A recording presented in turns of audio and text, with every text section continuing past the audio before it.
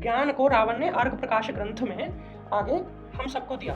एक दिन का बच्चा भी अगर कोई रोगी आ जाए, कोई कफ खांसी नजला या बहुत ज्यादा ठंड महसूस कर रहा है, कांप रहा है, मासिक धर्म में थक के आते हैं या खुलकर नहीं आता, तो उसमें मासिक धर्म में चला दो। तो जिन्हें संतान प्राप्ति नहीं हो रही, जिनको कंसीव नहीं हो रहा, जिनको गर्भ गिर रहा है बार बार, उनके लिए बहुत अच्छा। रावण माँ पार्वती के शरण में जाकर के पूछता है कि आपने इतनी दिव्य संतानें उत्पन्न की हैं अपने तेज से, मुझे भी ये विधि सिखाएं ताकि मैं अपने कुल को बढ़ा सकूं, अपनी सब रानियों पटरानियों को मैं हमेशा युवा बना के रख सकूं और हमारे कुल में कोई मरे नहीं। माँ मुस्कुराई और बोली, ऐसा तो संभव नहीं है, क्योंकि ये जो तेज से संतान उत्पन्न करने की विधा है, ये सबके लिए और मृत्युलोक में तो संभव नहीं है।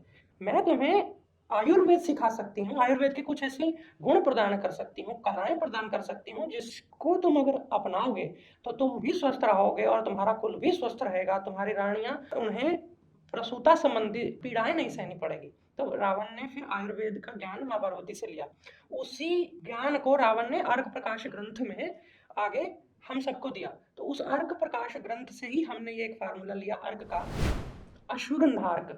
अश्वगंधा पहले तो आप कोई अपरिचित होगा नहीं इससे, ज्यादातर लोग इसको जानते हैं या सेवन करते हैं, कर चुके हैं पाउडर की फॉर्म में, गोली की फॉर्म में। लेकिन एक ऐसी अवस्था भी होती है जीवन में जहाँ पर कोई बच्चा बहुत छोटा है या फिर बहुत बुजुर्ग है या कोई रोगी इतना जीर्ण हो जाता है, इतना क्षीण हो जाता है, कमजोर हो जाता है कि ना वो गोली पचा पाता है, ना वो चूर्ण पचा पाता है। तो ऐसी अवस्था में ये अश्वगंधा का अर्क उसके लिए बहुत लाभकारी हो सकता है। कारण ये तुरंत जा करके पाचन में घुल जाएगा और अवशोषित हो जाएगा, आंतें इसको अब्जॉर्ब कर लेंगी, ब्लड में भेज देंगी जल्दी से, और हल्का है, पचने में भी लाइट है, शरीर को ज़्यादा भारी वजन नहीं डालेगा। ये कई बार चूर्ण से बर्निंग हो जाती है, गोली किसी किसी को उल्टी जैसा महसूस कराती, नहीं पचा पाता, ऐसी की कई बार बीमारी के समय में, खासकर बुखार में या बीमारी से उठने के बाद, चिकनगुनिया हो गया या और कोई ऐसी चेचक हो गया, उसके बाद जब वो व्यक्ति कमजोरी महसूस करते, कुछ पचा नहीं पाते, पाचन ठप हो जाता है, तो उस अवस्था में अर्क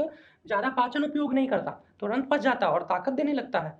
तो ये अर्क आनंदम आयुर्वेद की तरफ से मैंने सभी वैद्य भाई बहनों के लिए फिर से उपलब्ध कराया एक नया उत्पाद, ताकि वे अपनी लाइन ऑफ ट्रीटमेंट में जहाँ जहाँ भी गैप्स महसूस करते हैं कि ट्रीटमेंट करते समय मुझे इस अवस्था में क्या यूज करना चाहिए, क्या उपयोग करना चाहिए, कि एक दिन का बच्चा भी अगर कोई रोगी आ जाए, कोई कफ खांसी नजला या बहुत ज्यादा ठंड महसूस कर रहा है, कांप रहा है, तो उसमें गिलोय के साथ भुजवार में अगर इसको भी दिया जाए तो काफी लाभ करता है। जिन बच्चों के दांत आए नहीं या अभी दूध के दांत पूरे नहीं आए, उस अवस्था की जो उम्र की दरा जो एक दायरा है, उसमें बूंदों में दिया जाता है, लगभग 10 बूंदों से लेकर के 1 चम्मच तक। और जिन बच्चों के दांत पूरे दूध के आ गए और अभी पूरे टूटे नहीं, इस एज में उनको फिर चम्मच से शुरू करके 1.5 चम्मच 2 चम्मच तक दिया जाता है। और उसके बाद से लेकर के सारी अवस्था के जो पुरुष महिलाएं जो भी हैं, उनको 3 से 4 चम्मच दिन में 2-3 बार इसको पिलाया जाता है।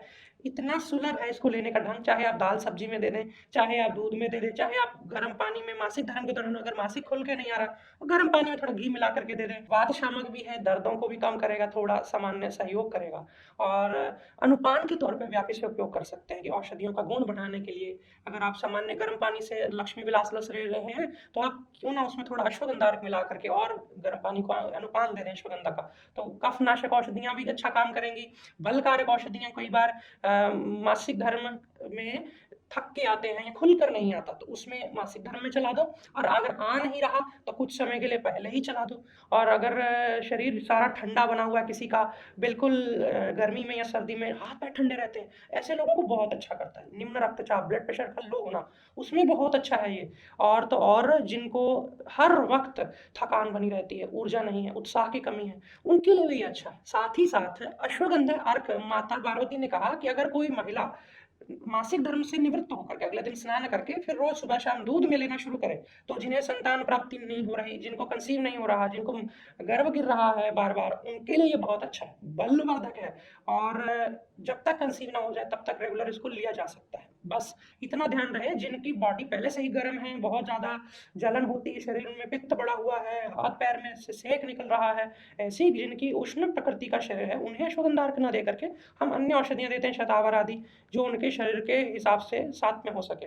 तो ये थी आज की जानकारी। मैं फिर मिलूंगा एक नई वीडियो में एक नई जानकारी के साथ। आप चिकित्सक भाई बहन जो पहले से उत्पाद ले रहे हैं आनंदम के, वो बताइए कि आपको किस तरह से मदद कर रहे हैं और भविष्य में कौन से उत्पाद हम बनाएं जो आपकी और मदद कर सकें।